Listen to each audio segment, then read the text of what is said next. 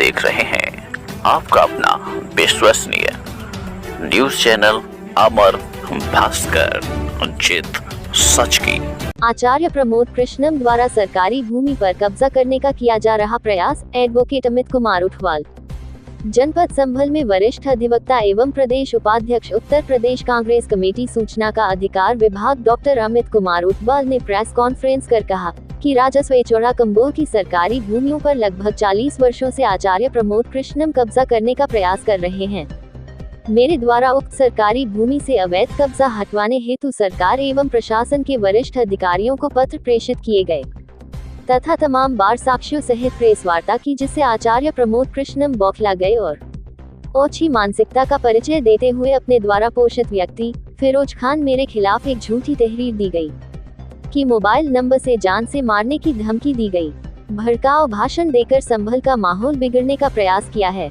मेरे द्वारा investigation officer से कहा गया संबंधित मोबाइल नंबर एवं आवाज की जांच कर विधि सम्मत कार्यवाही की जावे, साथ ही षड्यंत्र का पर्दाफाश किया जाए। मेरे द्वारा जांच में पूर्ण सहयोग किया जाएगा।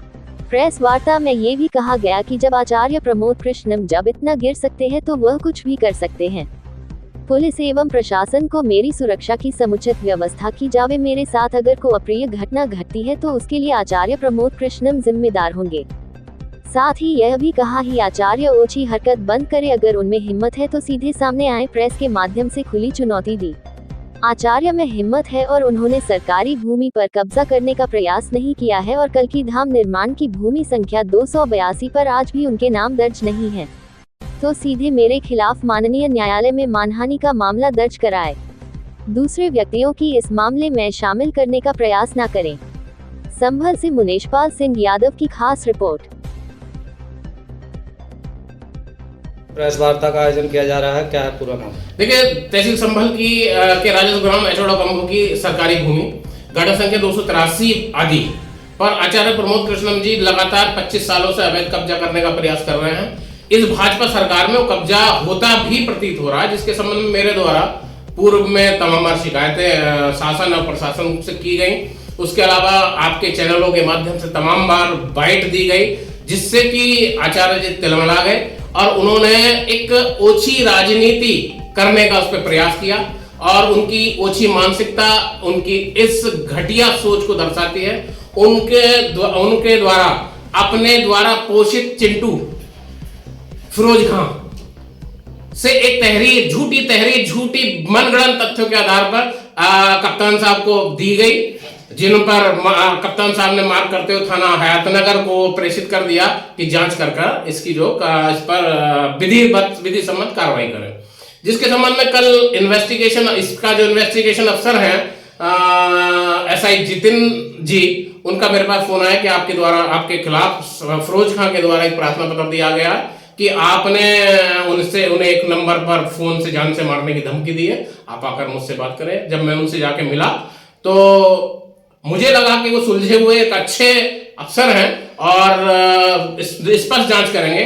फिरोज खान ने जो मुझ पर आरोप लगाया उसमें लिखा है उन्होंने कि एक नंबर से मुझे जान से मारने की धमकी दी है और उसके अलावा उन्होंने एक मेरा जो वहां का एक वीडियो था उसे वायरल किया कि एक संभल में उन्माद भड़काना चाहते हैं, भड़काऊ भाषण देते हैं। तो आचार्य जी इस तरीके की ओछी राजनीति वो उतराएंगे, मुझे इसका अंदेशा नहीं था। मेरे द्वारा जो इन्वेस्टिगेशन अफसर है उनसे कहा गया कि उनकी जांच में पूरा सहयोग हम करेंगे। जिस भी व्यक्ति का नंबर है वो जिसके नाम से जारी हुआ है, जिसने यूज किया है या जिसकी उस ऑडियो क्लिप में आवाज है, उसकी जांच करके उसके खिलाफ कठोरतम कार्रवाई हो।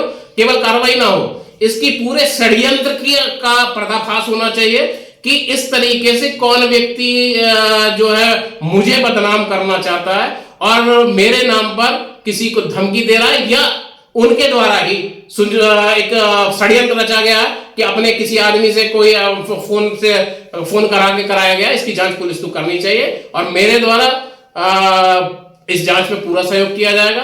उसके अलावा आप प्रेस के मित्रों के माध्यम से एक चीज और मैं कह देना चाहता हूं, जिस लड़ाई को सरकारी संपत्ति को बचाने की लड़ाई को मैं लड़ना शुरू किया है उसे अंत तक ले जाया जाएगा, उसका अंजाम कुछ भी हो। एक चीज और मैं कहना चाहूंगा, जब आचार्य जी इतनी नीचता पर उतर सकते हैं कि अपने किसी भी व्यक्ति से इस तरीके की तहरीर दिलवाएंगे तो वो कुछ भी कर सकते हैं। इसलिए आपके चैनल्स के माध्यम से, आप इस प्रेस कॉन्फ्रेंस के माध्यम से मैं शासन और प्रशासन से यह भी मांग करना चाहूंगा कि इसका भी संज्ञान लेते हुए मेरी सुरक्षा सुनिश्चित कराई जाए। और मैं यहां पे एक चीज और कहना चाहूंगा, अगर मेरे साथ कोई भी घटना घटती है तो उसके लिए सीधे तौर पर आचार्य प्रमोद कृष्णम जिम्मेदार होंगे, इस लड़ाई को लड़ेंगे। और मैं एक बार फिर आपके चैनल के माध्यम से उन्हें सीधी चुनौती देना चाहता हूं कि इस तरीके की बचकानी हरकत से बाज आए। अगर उन्हें लड़ाई लड़नी है तो सीधे आकर लड़ाई लड़े। मैं एक बार फिर उन्हें चुनौती देता हूं कि अगर वो 40 साल से सरकारी संपत्ति पर अवैध कब्जा करने का प्रयास नहीं कर रहे थे, उन्होंने फेक एंट्री नहीं कराई थी जो माननीय न्यायालय द्वारा निरस्त की गई, तो मेरे खिलाफ आप मानहानि का मुकदमा करें। या फिर एक और मैं चुनौती उन्हें देना चाहता हूं कि वो जिस तरीके हिंदुओं की आस्था से खेल रहे हैं, खेलना बंद करें।